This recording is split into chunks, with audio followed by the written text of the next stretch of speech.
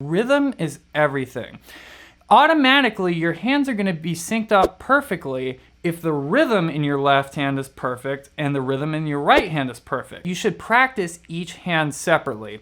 Now, this is something that if you ever played piano, you'd be super familiar with. Pianists do this all the time, and it's a very natural thing for them to practice. The reason is because on piano, well, you're just pressing down keys, and that makes the full note that's intended to come out sound.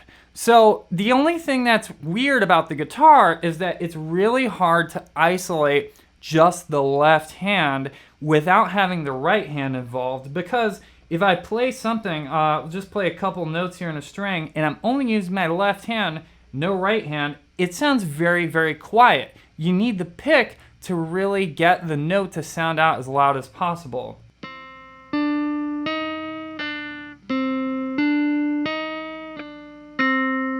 Now, if you have a really, really good left hand strength or fretting hand strength, it could be your right hand if you're a left-handed player, you can do what's called hammer-ons from nowhere and get them to sound pretty good, but it's still not going to sound exactly the same as when you pick notes.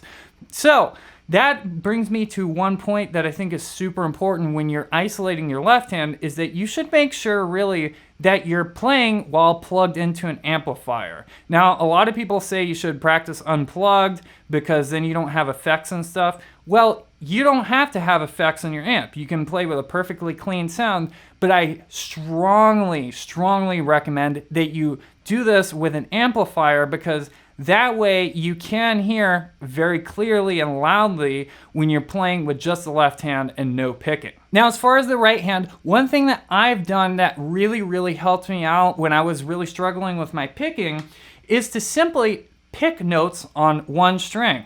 This could be really good for your speed as well. If you're just picking on one string,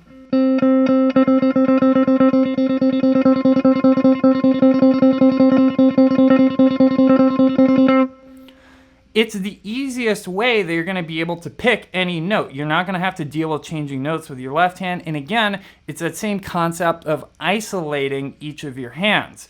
You're not going to be able to change strings and stuff as fast as you can pick a note on one string, just one note on one string. Some tips for technique with the right hand too, and I think this could warrant an entire video in and of itself, but you want to practice moving the pick as little as possible. So something like this, and you have to do this really slow.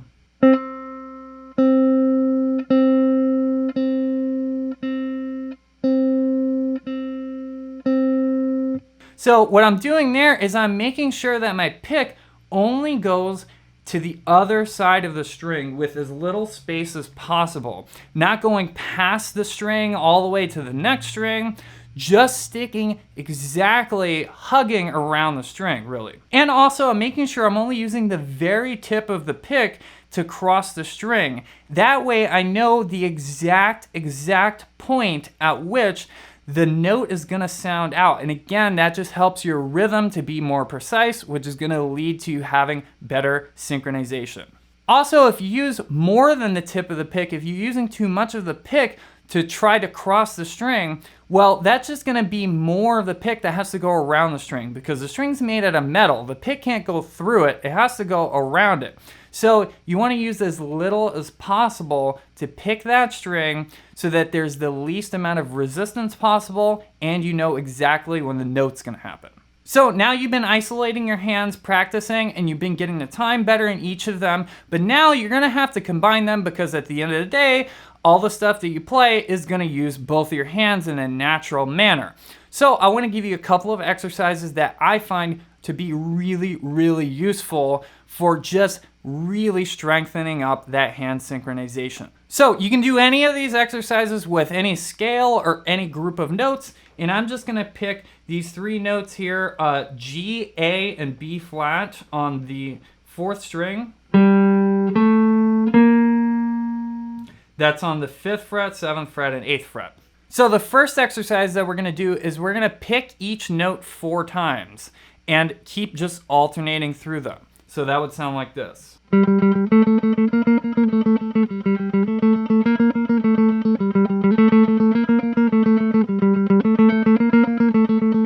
This might seem really simple and easy, but it's actually a lot more challenging than you think it is, because your left hand is doing something that's not the same as what your right hand is doing.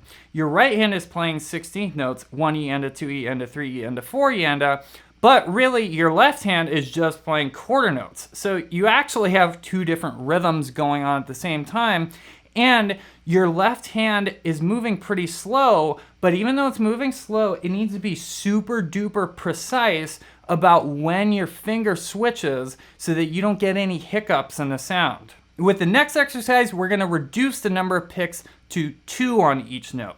Now it'll look like this.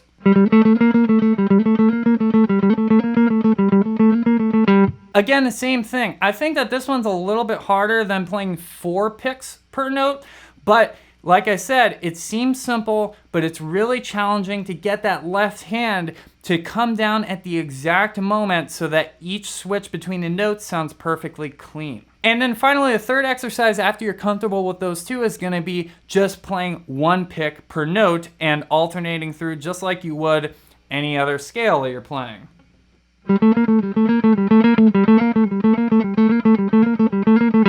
Now, one thing that's going to really help you get this sounding perfectly in sync is to try to make your left hand hold down each note as long as possible. Make it as legato as possible. If you're lifting up each finger too early, it's going to make each note sound disconnected, and then that's going to make it sound like it's not in sync. Even if it is pretty much in sync, it's just not going to sound quite as good and smooth as if all the notes are connected perfectly. And the fourth thing is that you want to do this stuff every day as your warm-up and do it really, really slow. Now, I don't care how freaking good at guitar you are. I don't care how fast you can play.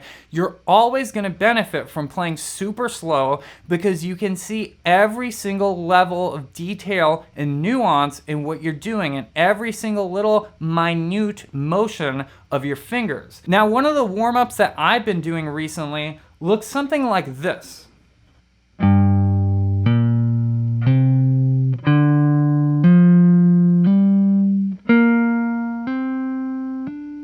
As you can see, that's super duper slow, but it doesn't work as well if I just try to start doing it fast right away. And I can play decently fast, but it always makes me feel better a few minutes later after I've done this super slow warm-up to try to play fast stuff. It always feels like it's in better sync. My left hand feels really, really confident and strong, especially playing legato stuff. And as you can see, I'm trying to connect all the notes as much as possible. And I was only picking the first note on each string, so I had to really try hard with my left hand to make sure that each note sounds out clearly. But I want them to remain relaxed too, and that's why we're playing slow.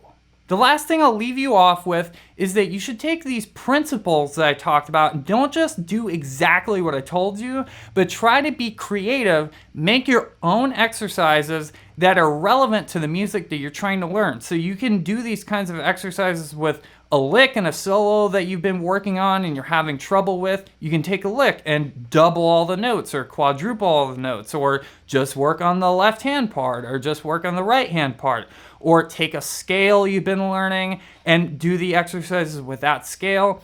Don't do everything just a cookie cutter way that everyone shows you. Try to be creative, and that's gonna show in your own music too. And it's just gonna be more fun to practice like that. It's gonna make you a better musician to be creative in your practice.